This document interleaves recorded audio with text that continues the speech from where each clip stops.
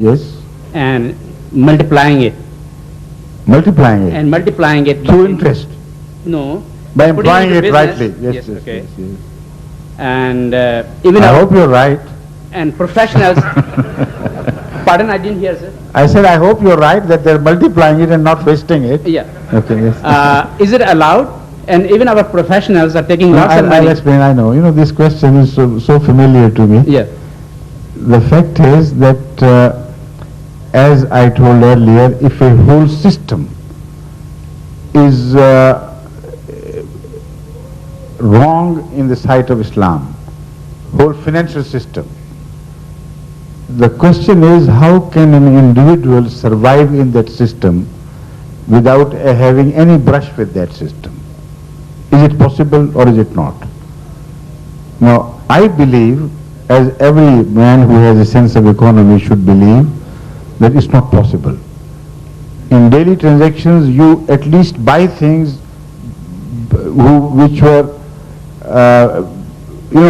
from a business which was raised through interest, and things which are bought with the help of interest, businesses which are built with the help of interest, etc., all around you. All that is going on is an un-Islamic financial system. So how can you survive individually without having at least some touches, some brush as they call it, with that system, without permitting yourself to participate in it wholeheartedly or willingly? This is the issue. Hazrat Masih Maud has already given us the answer. Hazrat Masih Maud spoke on this subject and said, number one, that if you deposit your money in banks, and because of your business you have to do business through banks many a time, then whatever interest that you accrue out of that deposit, that does not belong to you. You can't spend it on yourself. Now there are two possibilities of spending that interest you earn. Number one, that you give it away to the cause of God and don't spend on your own person. The second is that if you are also compelled to get some money on loan from the banks, then return that money to the bank by way of the interest which they require from you. So in this way, keep a separate book of accounting in which the interest you gain should be cancelled out as far as possible against instead interest you have to pay.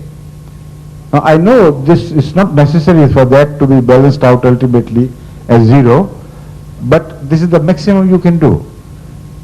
And then if you have to borrow some money on interest, you should also remember that there is a slight difference between this interest and the interest which is categorically forbidden. Now I'm not explaining it to give you license to indulge in interest freely. I'm just telling you to appease your conscience that the interest you are talking about is not exactly the interest which is categorically forbidden in the Holy Quran. There, the situation which is dealt with is the situation of a rich man lending his money to a poor person, and thereby, instead of helping him, to draw more blood out of him, so that in the final analysis he is left being more anemic than before economically. Now this is exactly the situation which is painted by the Holy Quran. Now if, on the other hand, you borrow money for employment whereby you earn something and improve the quality of your life without depriving a man of his dues, without helping the poverty, you improve your quality of life by not lending money to others and getting interest, but giving interest to some capitalist for the sake of having a source of independent income. Now this is the principle.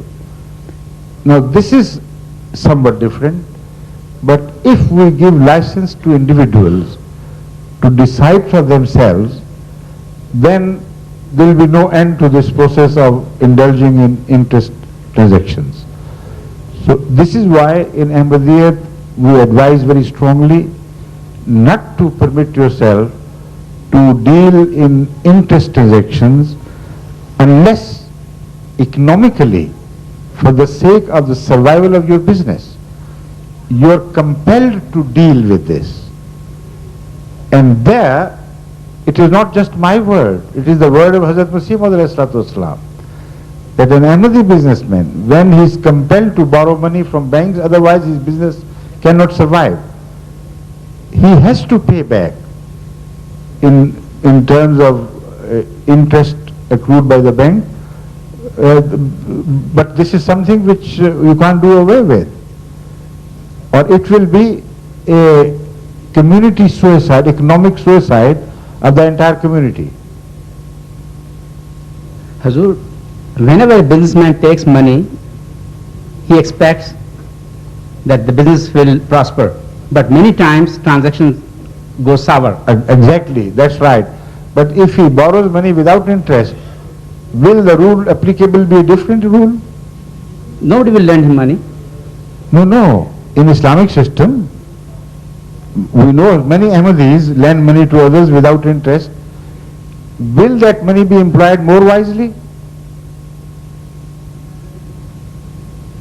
So your objection remains the same. Your objection is that if somebody gets some money on loan and he loses that money, it does not always prosper. I mean, this business. So what will happen? My more modified question is that if he gets some money without interest and he loses that money, then what would happen? Nothing. He loses the money of somebody else's. And that is equally applicable to the money of interest and money without interest. No difference. So one worry less if the interest of a usually a concern dealing in interest system is lost. I should say one worry less. But the concern would be if the money of somebody who has earned it rightfully is put to jeopardy by mishandling of a person who borrows and does not take proper care of the money. Do you follow what I am saying? Yeah. So the question you have raised is irrelevant. Irrelevant to the issue, I mean.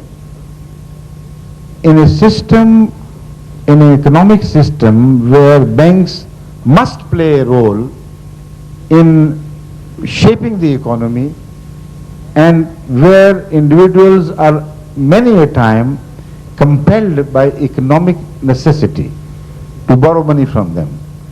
This is not exactly what the loaning out of money to poor people, helpless people is. That is a different situation.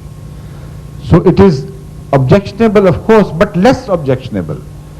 And the gain, on the other hand, is more than your loss. It is economic survival of a community. As such, as I have earlier mentioned, sometimes even the haram is permitted under certain conditions, like the flesh of swine, provided you are compelled to eat it only to the degree where you must have it.